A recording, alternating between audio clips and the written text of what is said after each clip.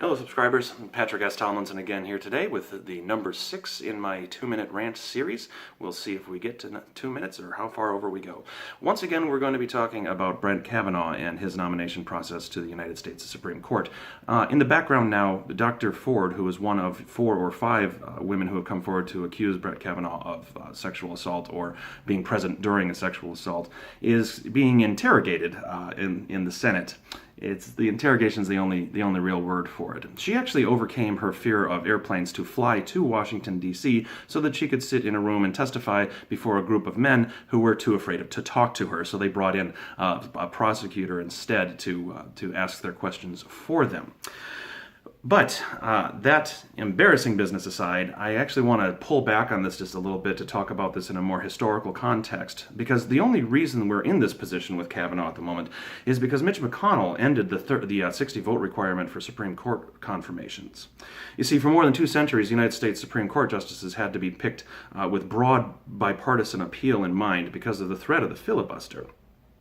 This had a moderating effect on the court and the sorts of people who were nominated to it, because at any time, even a handful of Democrats or a handful of Republicans could filibuster and derail a nomination.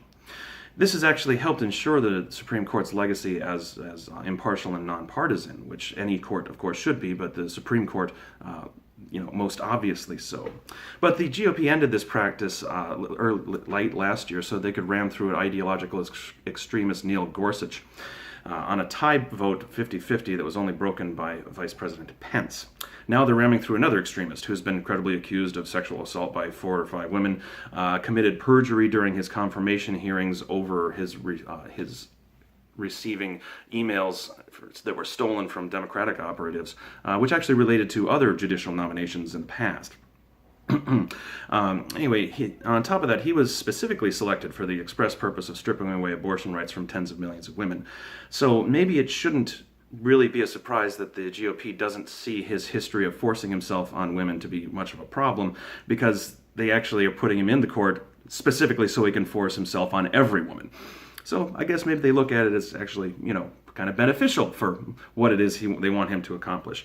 At any other point in our history, this man would have had 0 chance at confirmation. It just would not have happened. He's clearly unqualified. He's perjured himself. His moral standing is gone. His credibility is gone.